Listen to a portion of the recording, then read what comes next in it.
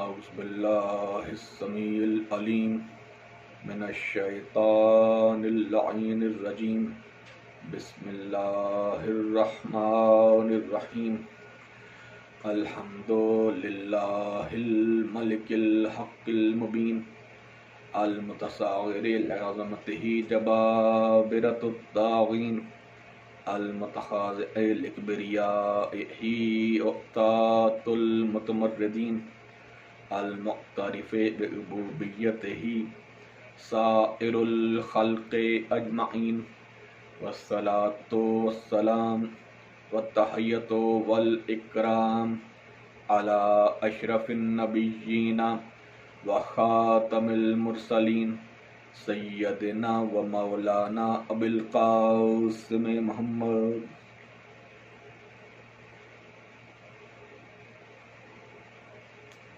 وأهل بيته الطيبين الطاهرين المعصومين المظلومين أما بعد فقد قال الله سبحانه وتعالى في محكم كتابه المبين بسم الله الرحمن الرحيم الله خالق كل شيء وهو على كل شيء وكيل صلوات بر محمد علیہ.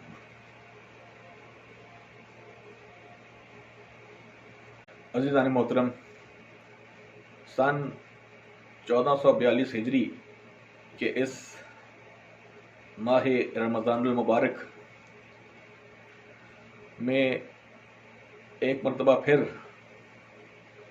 اس پروگرام اے پیارے مسلمانوں آؤ ایک ہو جاؤ کے ساتھ آج اس مہینے کے 13ویں روز میں آپ کا میزبان سید مدثر علی کرمانی حاضر خدمت ہوں. گزشتہ 12 دنوں سے جیسا کہ آپ جانتے ہیں کہ ہم قرآن مجید اور scientific researches, modern scientific researches کی روشنی میں واضح دلائل اور اسبات کے ساتھ توحید اور وجود خدا کو ثابت کرنے کی کوشش کر رہے ہیں.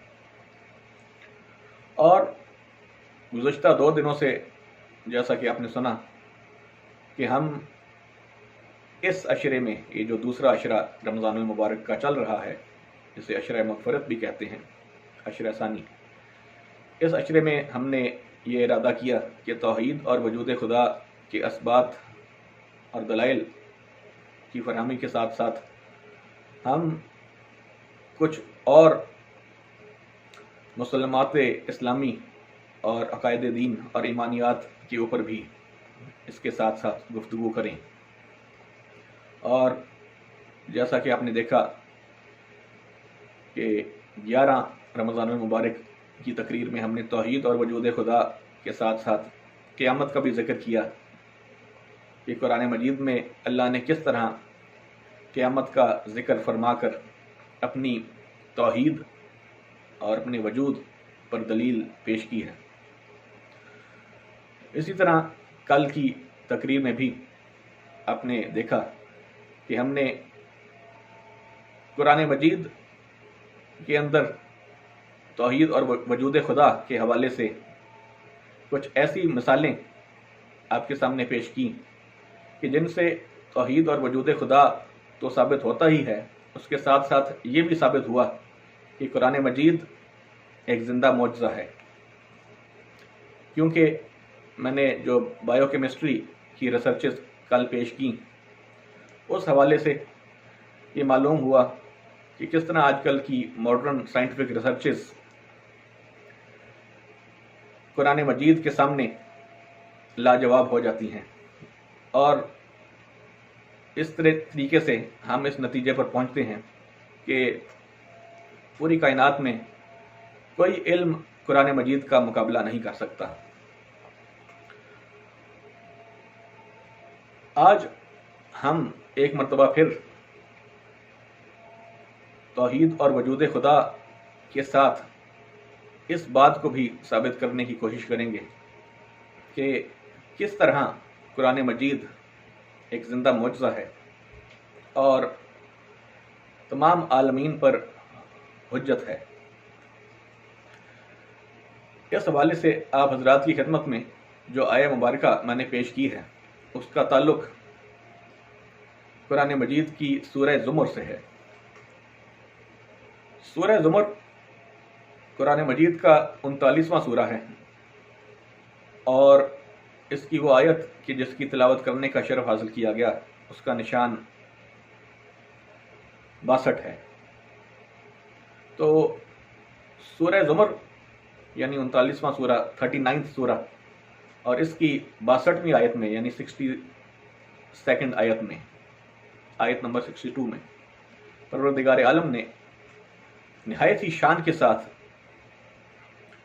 اپنی کبریائی کی طرف اشارہ فرمایا ہے اس انداز میں کہ بسم اللہ الرحمن الرحیم، اللہ خالق کل شیء، اللہ وہ ہے خالق کل شیء، جو ہر شے کا، کل شے کا، تمام اشیاء کا خالق اور پیدا کرنے والا ہے۔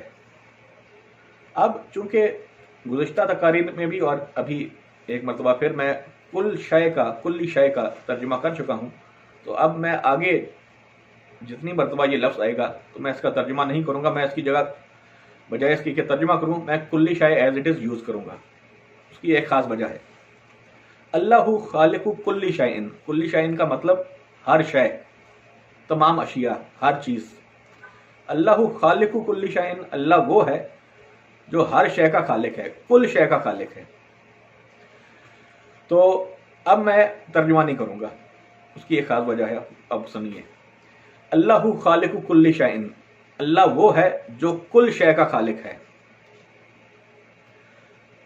اس کے آگے بڑھتے ہوئے اللہ نے پھر ارشاد فرمایا، واہ ہوا اور وہی، واہ ہوا اور وہی، یعنی وہی کون؟ اللہ، کہ جس کا پیچھے ذکر ہوا ہے۔ اللہ خالق کل شیء، اللہ وہ ہے جو کل شے کا خالق ہے۔ واہ ہوا اور وہ وہی تو ہے، اللہ کل شیء وکیل، یعنی وہ اللہ کل شے کا خالق ہے، ہر شے کا خالق ہے۔ اللہ خالق ہے کل شے کا، اور وہ کل شے جس کا اللہ خالق ہے اس پر وکیل بھی، اس کل شے پر وکیل بھی اللہ ہی ہے۔ وکیل کے کیا معنی؟ کارساز، کاموں کو بنانے والا، کاموں کو کرنے میں آپ کی مدد دینے والا، آپ کو مدد فراہم کرنے والا، آپ کے کاموں کی بجا آوری کے لیے اور انجام دینے کے لیے۔ تو اللہ خالق کل شیء، اللہ وہ ہے جو کائنات کی ہر شے کا، کل شے کا خالق ہے۔ واہ ہوا اللہ کل شیء وکیل، اور وہی تو ہے جو اس کل شے کا، جس کا وہ خالق ہے، اس کل شے کا وکیل بھی ہے، یعنی کارساز بھی ہے۔ یعنی ہر وہ چیز جو کائنات میں موجود ہے، اللہ کہہ رہا ہے کہ اس کا خالق وہ ہے، اور ہر اس چیز کا جس کا وہ خالق ہے وکیل بھی وہی ہے، کارساز بھی وہی ہے، ان کے کاموں کو بنانے والا اور ان کے کاموں کی بجا آوری میں ان کی مدد دینے والا، مدد کرنے والا بھی اللہ ہی ہے۔ تو اب ہم دیکھتے ہیں کہ اس آیت سے کس طریقے سے توحید اور وجود خدا پر دلائل سامنے آتے ہیں، اور اس کے ساتھ ساتھ یہ کیسے ثابت ہوتا ہے، جیسا کہ میں نے شروع میں عرض کیا کہ قرآن مجید ایک زندہ معجزہ ہے اور تمام عالمین پر حجت ہے۔ عزیزان محترم، اگر آپ غور فرمائیے تو جس انداز میں اللہ نے اس آیت میں ذکر فرمایا ہے کل شے کا، تو اس سے معلوم ہوتا ہے کہ کائنات کی ہر چیز کا بنانے والا بھی اللہ ہے، پیدا کرنے والا، اور ہر اس اپنی پیدا کردہ شے کا اگر وہ وکیل ہے، اس کا کارساز ہے، ان کے کاموں کو بنانے والا ہے، ان کی مدد دینے والا ہے ان اشیاء کی بجا آوری میں، تو پھر اس کا مطلب یہ ہوا کہ اس کا اپنی تمام مخلوق کے اوپر جو اس نے بنائی ہے، جو اس کی خلقت ہے، کنٹرول بھی اسی کا ہی ہے۔ آپ اگر دنیا کی تخلیقات کے اوپر اور مخلوقات کے اوپر غور فرمائیں، جو دنیا کے موجد ہیں یا مینوفیکچررز ہیں، دنیا کے ایجاد کرنے والے یا دنیا کے خالق جو ہیں، دنیاوی خالق، دنیاوی پیدا کرنے والے جو چیزوں کو بناتے ہیں، مینوفیکچر کرتے ہیں، ان کی ایک محتاجی یہ ہے کہ جس چیز کو وہ بنا دیں، خلق کر دیں، مینوفیکچر کر دیں، وہ خود اپنی اس بنائی ہوئی چیز کے ڈیپینڈنٹ ہو جاتے ہیں، محتاج ہو جاتے ہیں۔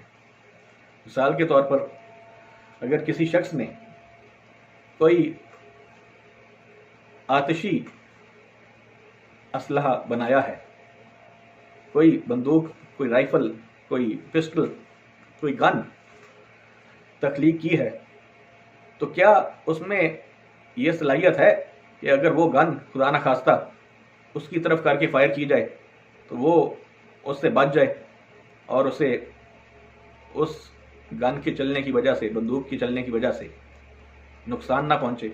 ایسا ممکن نہیں، جب تک اس نے کوئی اور اپنی سپورٹ میں، اپنے آپ کو بچانے کے لیے، تحفظ کے لیے کچھ اور نہ کیا ہو، کوئی اور اقدامات نہ کیے ہوں۔ وہ گن جو اس نے بنائی ہے، بندوق جو اس نے بنائی ہے، وہ اسے بھی نقصان پہنچا سکتی ہے۔ اب جنہوں نے ایٹامک بامب بنائے ہیں یا نیوکلیئر ویپنز بنائے ہیں، وہ جب یہ ویپنز بناتے ہیں تو کیا خود اس کے محتاج نہیں ہو جاتے؟ یعنی اگر خدا نخواستہ جان بوجھ کر یا سہون کوئی بامب بلاسٹ ہو جائے تو جو اس بلاسٹ کے پاس کھڑا ہوگا، چاہے وہ اس بامب کا خود خالق ہی کیوں نہ ہو، کیا وہ اس بلاسٹ کی لپیٹ میں آ جائے گا یا نہیں آئے گا؟ کہ اس کی وجہ سے اس کی ہلاکت ہو جائے گی یا نہیں ہوئے گی؟ یعنی اس کی موت واقع ہو جائے گی۔ تو معلوم ہوا کہ دنیا کے جو خالق ہیں وہ اپنی بنائی ہوئی اشیاء اور بنائی ہوئی چیزوں کے خالق تو ہیں، لیکن ان کو اپنی اس بنائی ہوئی چیز کے اوپر مکمل کنٹرول اور اختیار حاصل نہیں ہے۔ وہ خود اگر وہ نقصان پہنچانے والی چیز ہے، نقصان پہنچانے والی شے ہے، تو خود اس کی لپیٹ میں، اس کی زد میں آ سکتے ہیں، اس کے خطرے کی زد میں۔ اچھا، اگر کوئی ایسی شے ہو جو خطرہ پہنچانے والی نہ ہو، تو کیا دنیا کا خالق، کسی چیز کا بنانے والا، اتنی طاقت رکھتا ہے کہ اپنی اس بنائی ہوئی چیز کو تا قیامت زندہ رکھ سکے؟ زندہ سے مراد اسے قائم رکھ سکے، قائم دائم رکھ سکے؟ ایسا بھی نہیں ہے۔ ہم کئی چیزیں ایسی بناتے ہیں کہ جو ٹوٹ پھوٹ جاتی ہیں، خراب ہو جاتی ہیں۔ تو اللہ یہی بتانا چاہ رہا ہے کہ اللہ خالق کل شیء وہو علی کل شیء وکیل۔ اللہ وہ ہے کہ جس نے کائنات کی ہر شے بنائی ہے، اور جو ہر شے اس نے بنائی ہے اس ہر شے کے اوپر کنٹرول بھی وہی رکھتا ہے۔ یہ واحد ہستی ہے پروردگار عالم پوری کائنات میں کہ جو چیز اس نے بنائی ہے، ہر اس چیز پر وکیل بھی وہی ہے، کارساز وہی ہے، ان کے کاموں کو انجام دینے والا، ان کی بجا آوری کروانے والا اور ان کے کاموں کو بنانے والا وہی ہے۔ اچھا، ایک بات تو یہ طے ہو گئی۔ اب میں آپ حضرات کی خدمت میں ایک اور آیہ مبارکہ پیش کرنے جا رہا ہوں۔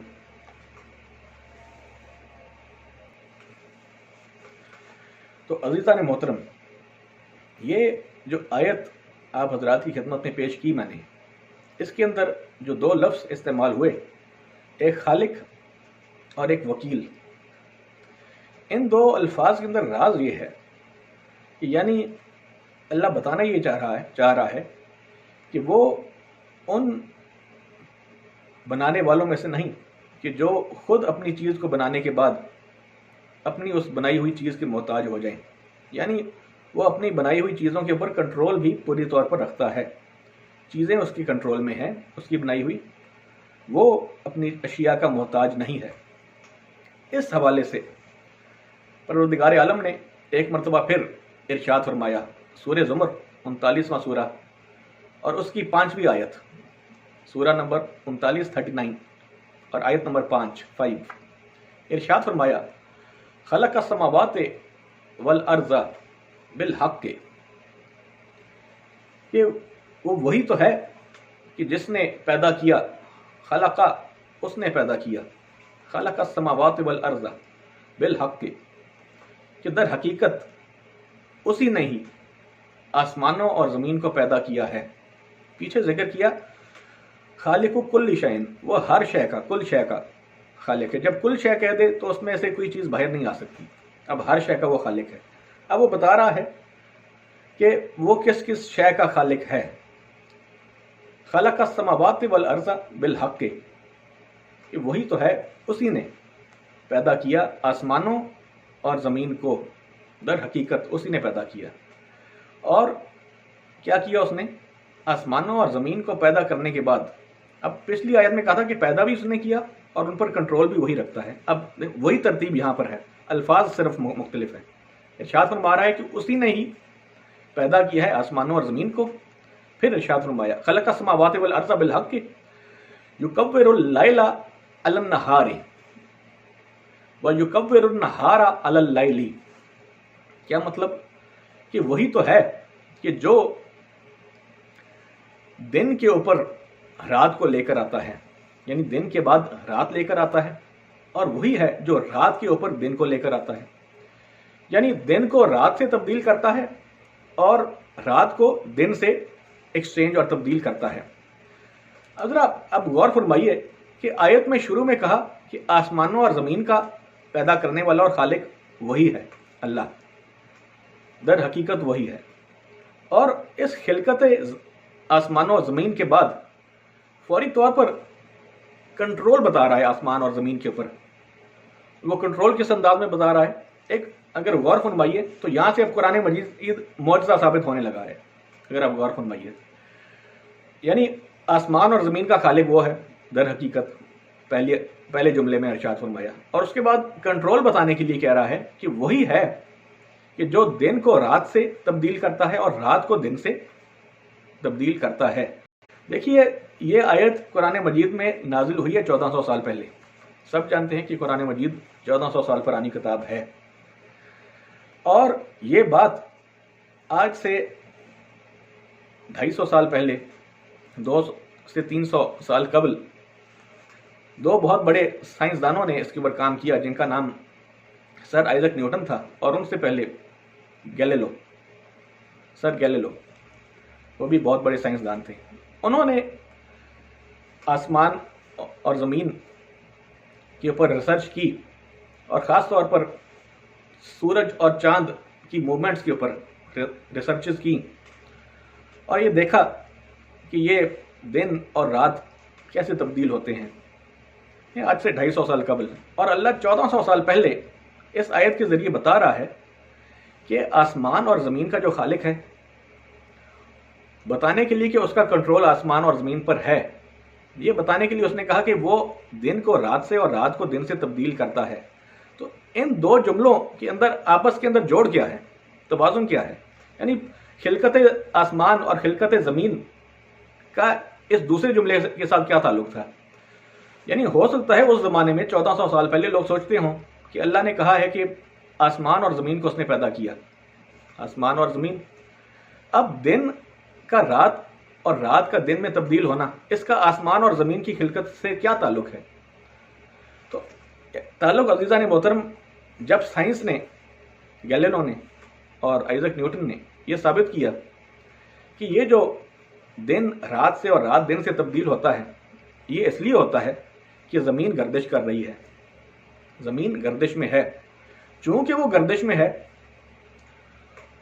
اس لیے دن رات سے اور رات دن سے تبدیل ہوتا ہے. یہ سبب تھا کہ اللہ نے پہلے خلقت زمین اور آسمان کا ذکر کیا کہ اللہ ہی ہے جس نے زمین کو اور آسمان کو پیدا کیا ہے، اور اسی کے فوراً بعد اللہ نے ارشاد فرمایا کہ چونکہ زمین اور آسمان کو پیدا میں نے کیا ہے، اور بتانا تھا کہ اس پر کنٹرول بھی اسی کا ہے، تو کنٹرول بتانے کے لیے ارشاد فرمایا کہ دن کو رات سے اور رات کو دن سے تبدیل وہی کرتا ہے.